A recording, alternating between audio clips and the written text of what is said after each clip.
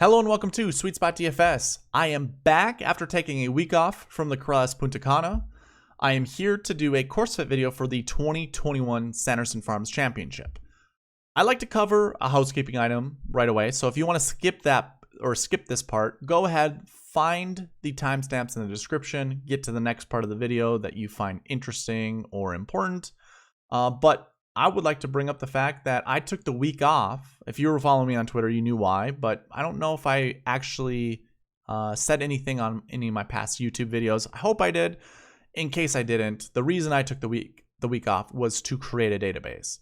A goal of mine by the end of the year is to have a website with this database attached to it. For the future, long-term goal is to have a full functioning website that will be put behind a paywall that will cover all the stats that I typically go over, and rival some of the best fantasy sites out there today. So that's the long-term goal. So the short-term goal is to create that database. So I got a good chunk of it done this last week. I even got a functional way to create a live leaderboard. So that's what I would want to put.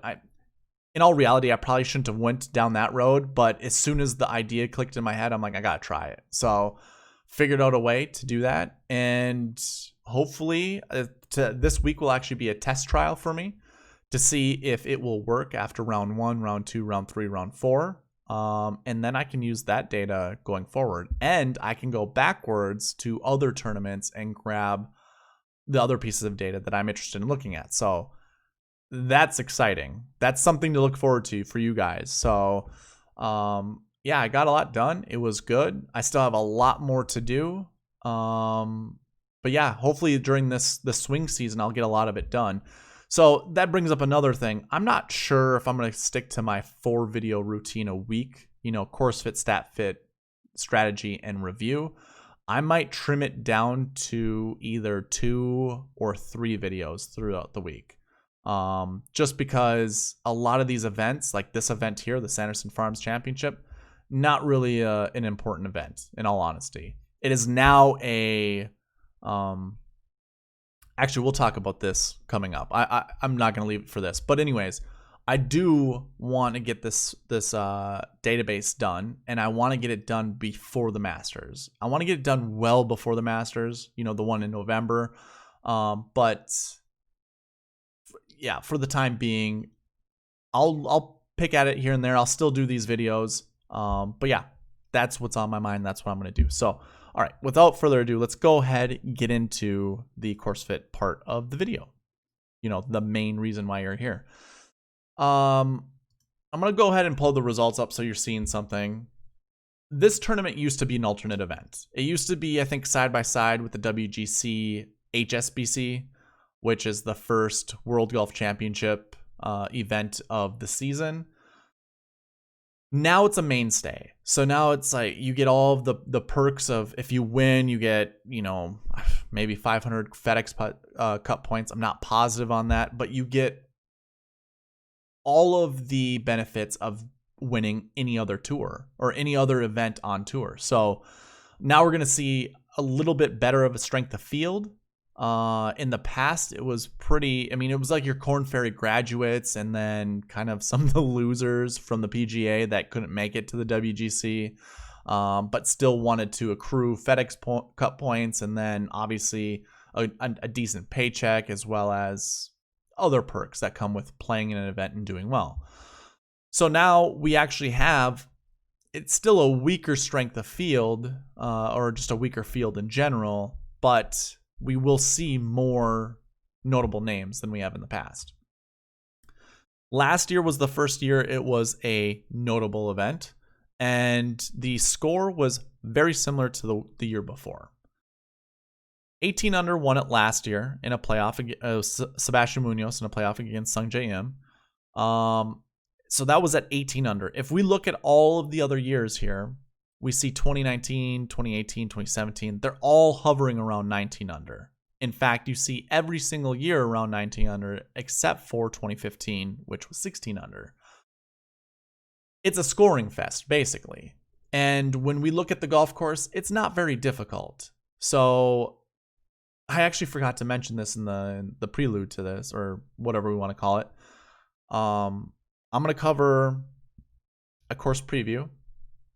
We'll go over the tournament fact sheets. We'll go over course history, and we'll look at grass stats to determine kind of our best fits. So why don't we go ahead, get right into the tournament fact sheet. So Sanderson Farms Championship has played at the Country Club of Jackson since 20. Well, I go by seasons, so it would be the 2015 season, which would have been played in 2014. 2013, I believe it was played at a different golf course, but at least for the last 6 years, it's been played here at the Country Club of Jackson. So we're in Jackson, Mississippi. What I like to cover in these tournament fact sheets is go over par, go over yardage. It's nice when they have the stimp meter here, but not all the time do they.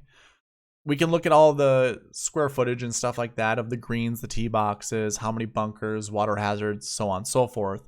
But really, I like to come down here and see what the turf grass is made of. So we have Champion Bermuda on the greens. We've seen Champion Bermuda all over the place. So this isn't a foreign grass to the PGA Tour. They've used it quite a bit. In fact, I would say this is your base level Bermuda. And I don't mean base as in like, very generic or common Bermuda you'd see, but base for the tour. So this is tour standard Bermuda. We see this a lot on tour. Basically, any Bermuda grass, we can just go ahead and chalk in that this is the same type. We don't have anything mixed with it. It's just pure Bermuda. But coming back, we're at a 7,400 yard golf course, par 72. That's pretty average. Like, the U.S. Open was just played 2 weeks ago. That was a par 70 at 7,400 yards. That's pretty long for par 70. But for par 72, it's not... I think it's on the shorter end of average. So it's like a little bit shorter than tour average. But for the most part, pretty benign.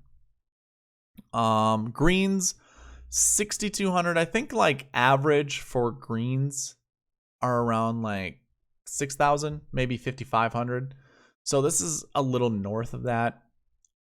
Greens aren't small. The greens aren't large. They're very much in the middle. So we're not like this golf course. The reason we see 20 under being a winning score year in and year out is because it's not that difficult for these tour players, that is. So green size, pretty average. Not going to talk about the rest of it. 56 bunkers. That's not a huge deal to me. These guys are so good.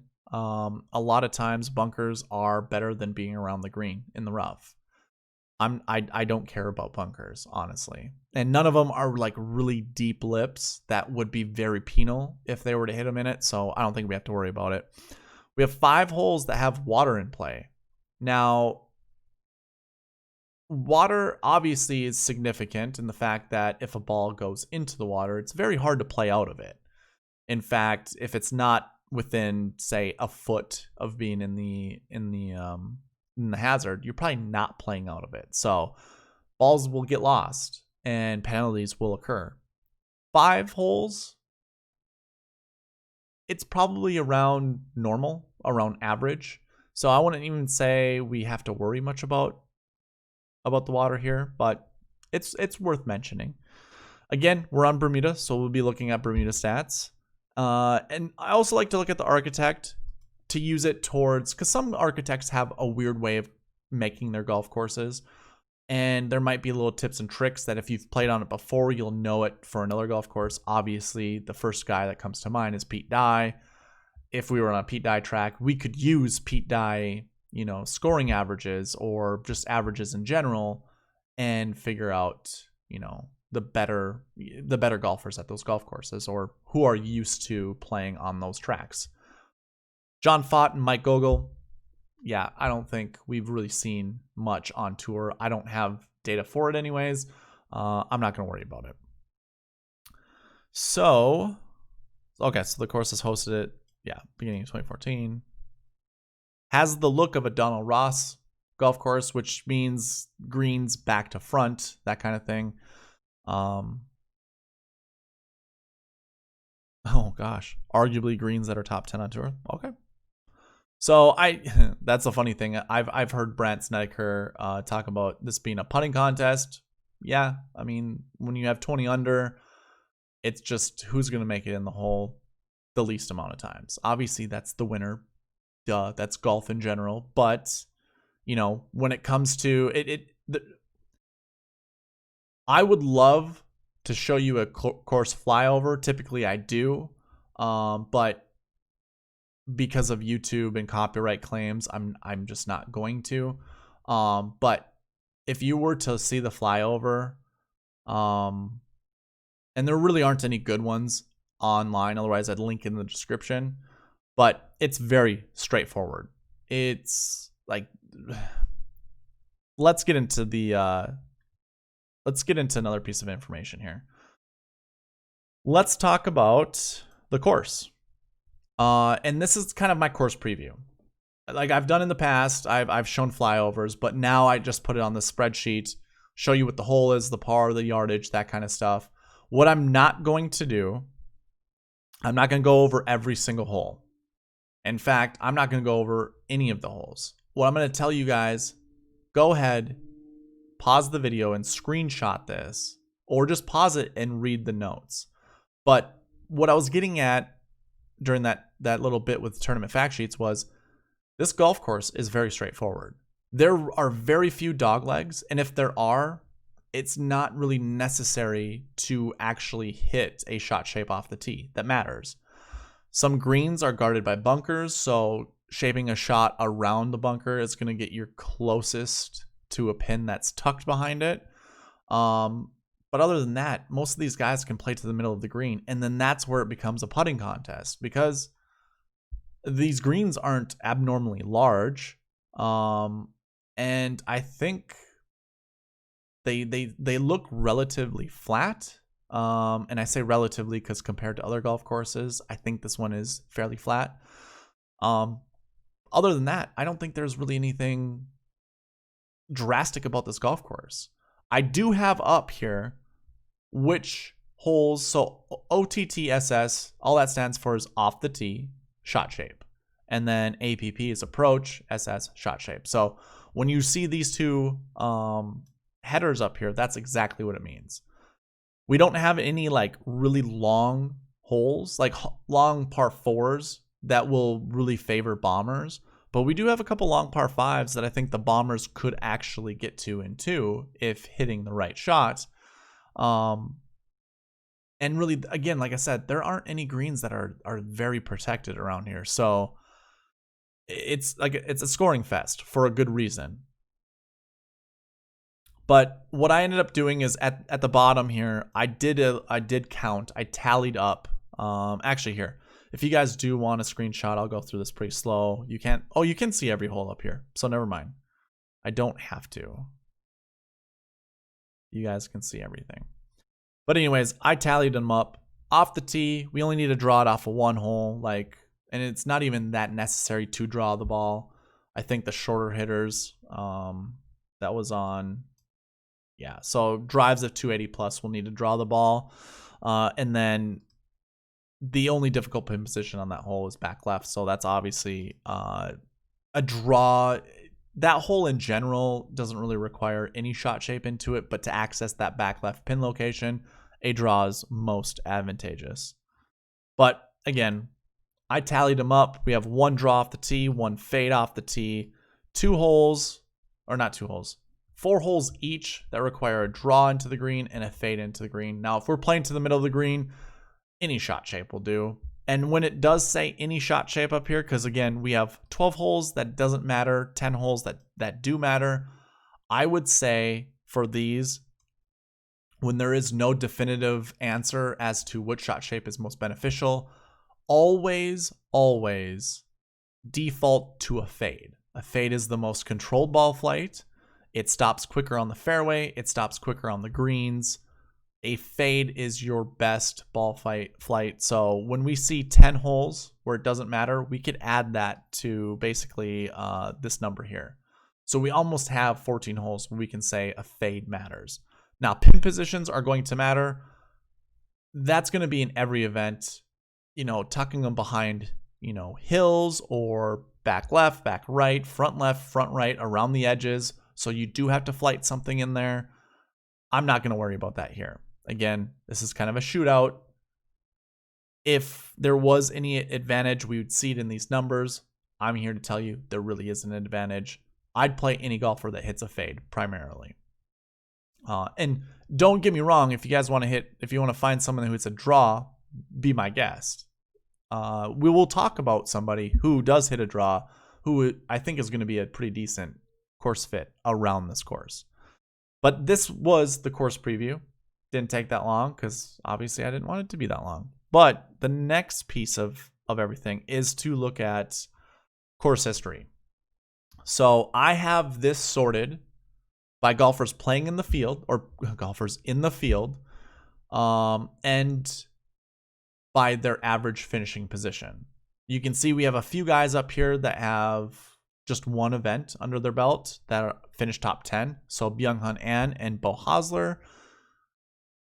I don't mind Byung-Hun An this week. I don't think the Beau Hosler mention is even worth a mention because the guy's just been awful. So I'm not sure when it comes to that. And same with Zach Johnson. Now, Zach Johnson was actually the golfer I was telling you about who draws the golf ball. I do like Zach Johnson here. Although he's only played the event once, I think it's fine. Like, the 14th place finish isn't going to be detrimental, especially first price tag. But anyways, let's not just talk about golfers who've played here once. Let's go ahead and actually remove those golfers. And we have like 12 or how many? I forget how many rookies we have here. Not so much rookies, but first timers. So 17 golfers who have not played this golf course. And that isn't going to be a detriment to them because last year's or 2 years ago, Cameron Champ won this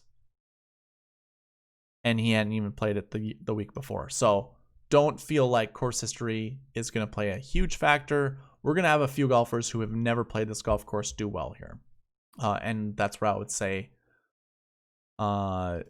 default to the golfers who fade the golf ball.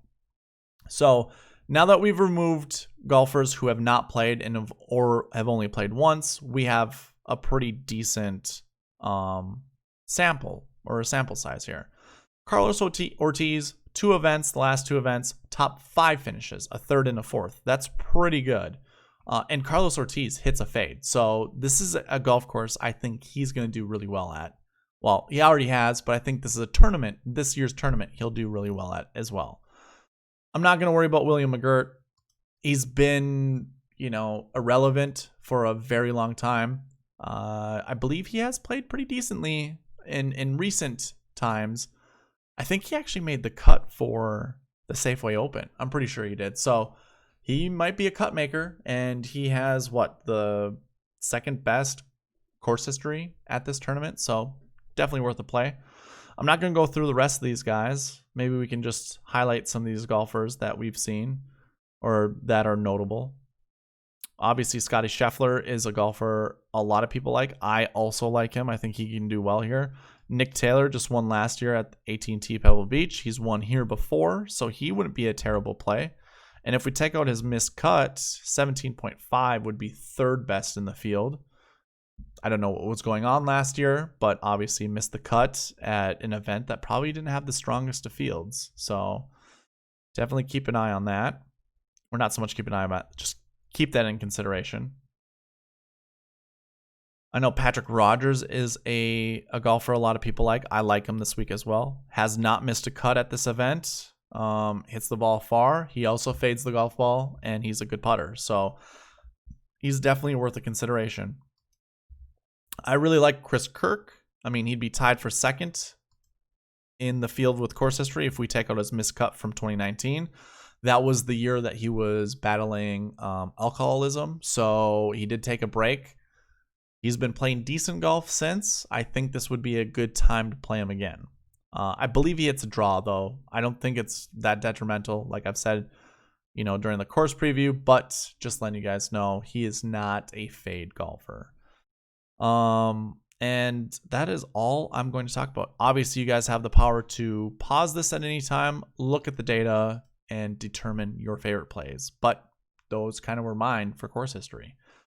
Let's go ahead and look at grass stats.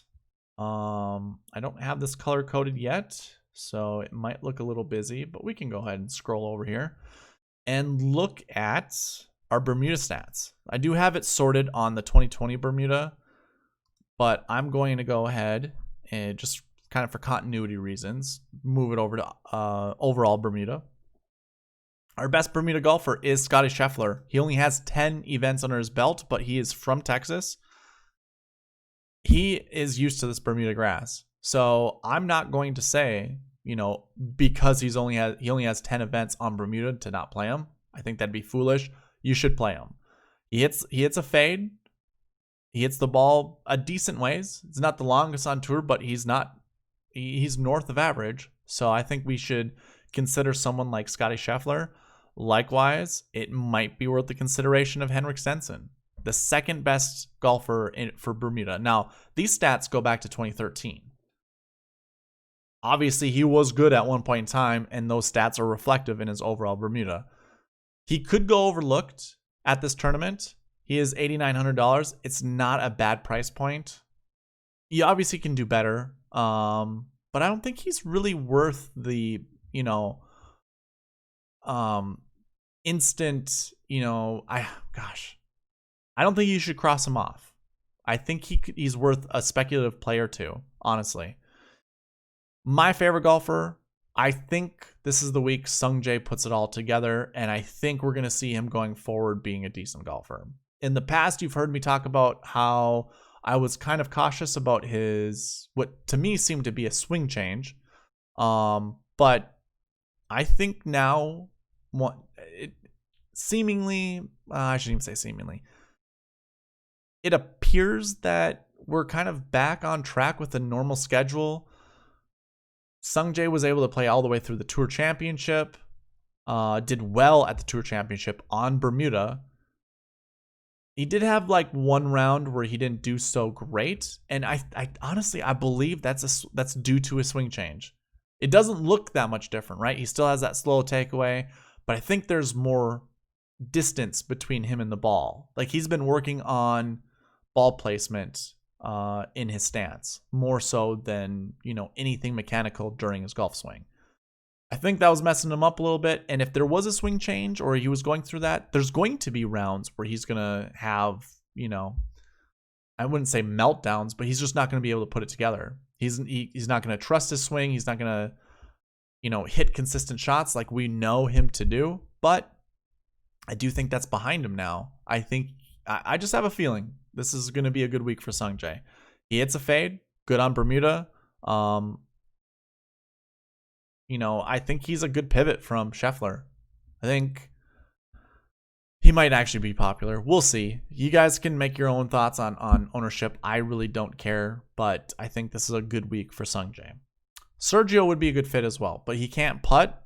We're on Bermuda, though. He does do well on Bermuda. Maybe this is where it all, turns around and he does well. So I think it's worth the play. 8,600 in a field like this, a once elite, he still is elite ball striking, but an elite golfer, I don't think it's bad. And then there's Zach Johnson. Zach Johnson is another good play that I like.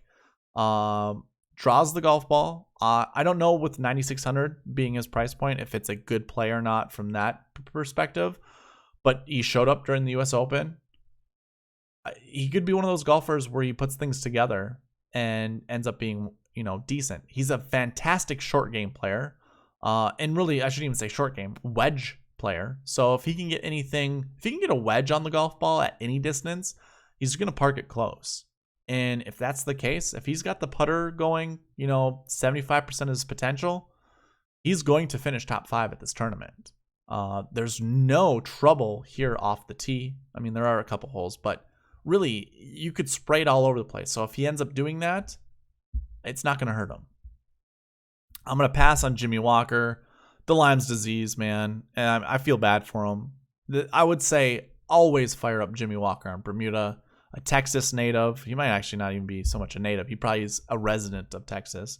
I would go with Jimmy Walker, and maybe at 6,100, it's not a terrible play. It's just the Lyme's disease and the stuff that he has to battle with.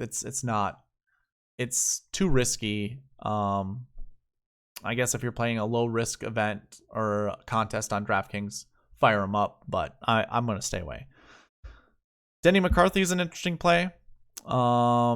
He was kind of hot for a while. Didn't do the greatest last week at the Corrales Punta Cana. So I don't know what to think about with Denny. Maybe enough people are off of him, and he's back to a $7,900 price range. Might be worth a good play. Austin Cook just has not had it recently. I'm gonna go away from him. Brent Snedeker. I guess I don't have to talk about the rest of these guys, but like there's Charlie Hoffman. I think that's a decent play. Rafa Cabrera-Bello showed up during the U.S. Open.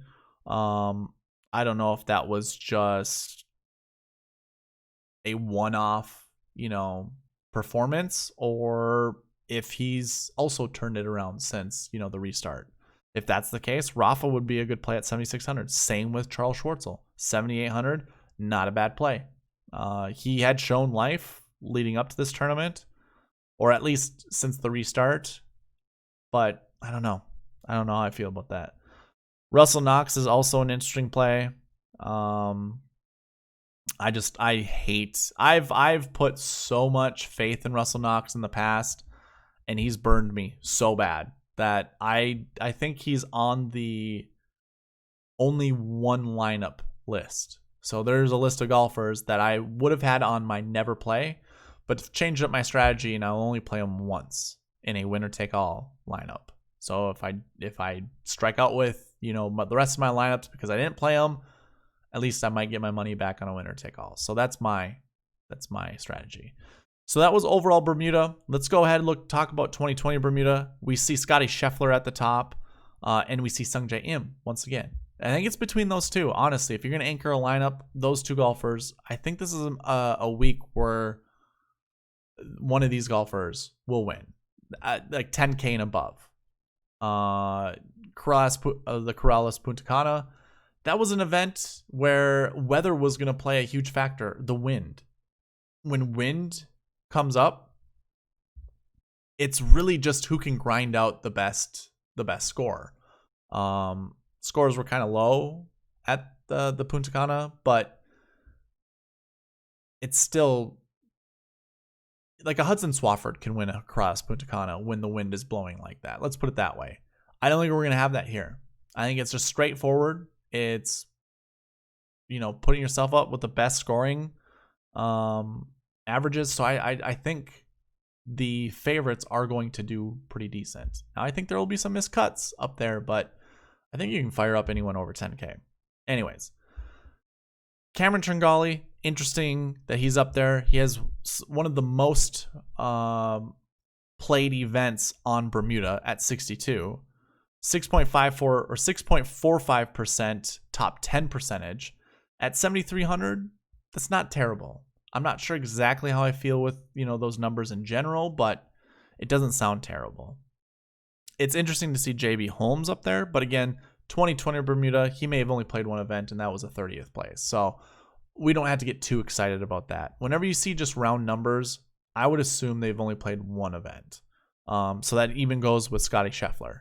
He may have played one Bermuda event last year. Benny Ann is an interesting play at $10,000. He did finish here third last year and has decent Bermuda stats, obviously being the top 5 with last year Bermuda stats, but I don't know. I'm not sure how I feel Benny Ann this week. He's been struggling, this whole last season. You can see 60.67 recent form average. I'm not sure how I feel about that. He does hit a fade, so that's a good thing. He hits the ball a pretty decent way. It's just whether or not he gets that putter hot. So we'll see. I guess I'm not going to go through the rest of them. We do see Zach Johnson up there once again. We now see Doc Redman, who also hits a fade. So if he has the putter rolling, he's worth the play. 8% top 10 percentage. Not really the greatest for someone at 9,700. So I don't know. Yeah, I'm not sure how I feel about that. Rory Sabatini is actually a really interesting play. Again, another golfer that has a lot of events under his belt for Bermuda at a 20% clip of finding the top 20. He's a little old, but he might be worth a really good. He might be a good play, honestly. And I guess I can sort by this so you guys can see your top 10 Bermuda percentage golfers. So this is just a stat of how often they find the top 10 on Bermuda courses. This includes no cut events. This includes, well, I don't have to say anything other than no cut events. So it will skew the results, because if it's at a WGC event and there's only 60 people in it, if Sergio finishes 20th, you know, it looks good for average finishing position, but it doesn't look good, you know, in comparison to the field. But you can see Sung Jae right up there at the top. I don't even know where Scotty Scheffler is. Well, one way to easily get to that is, Scotty Scheffler, 20% clip.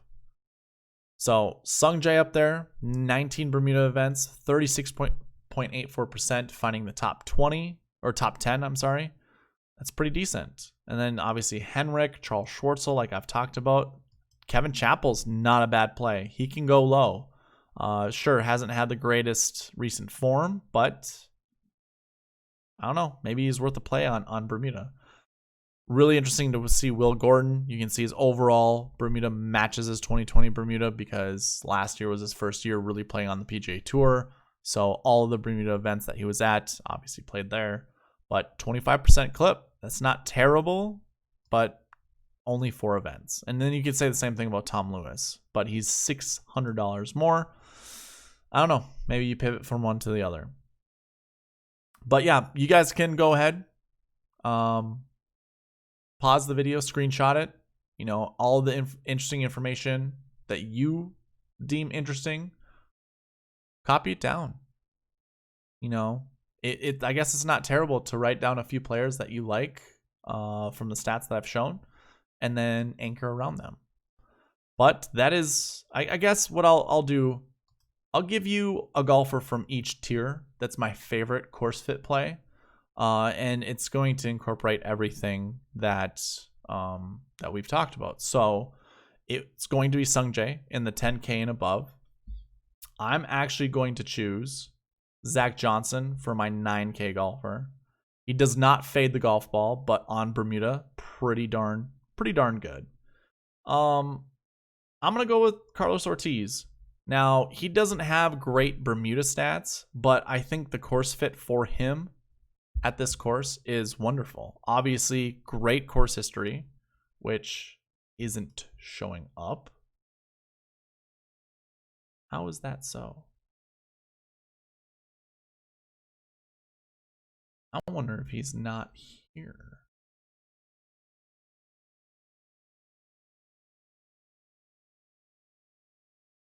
So interesting. Where is he? Carlos Ortiz. Why are you not?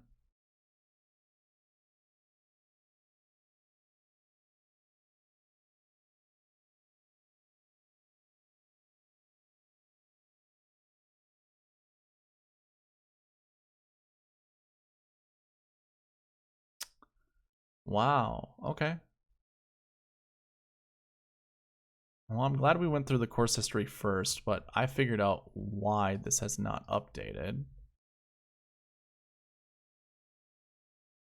I have it looking at different... Oh, no. I added a column. That's why you guys don't see this.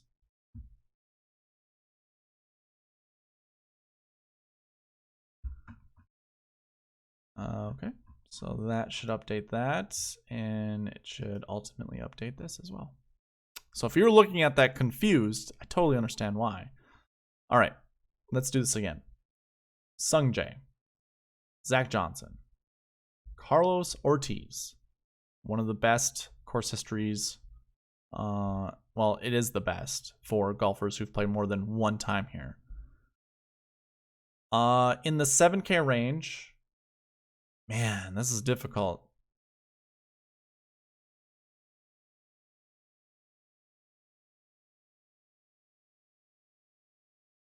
Do we just go with Charles Schwartzel?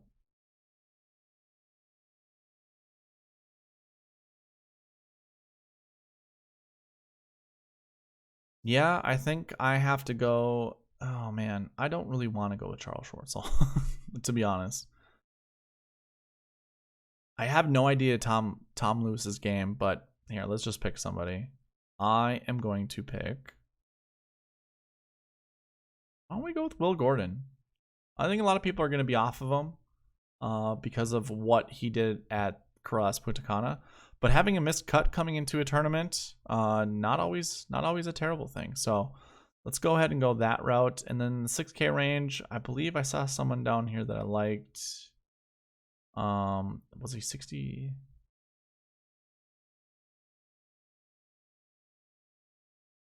It was Chappie. I kind of want to go with Kevin Chappell.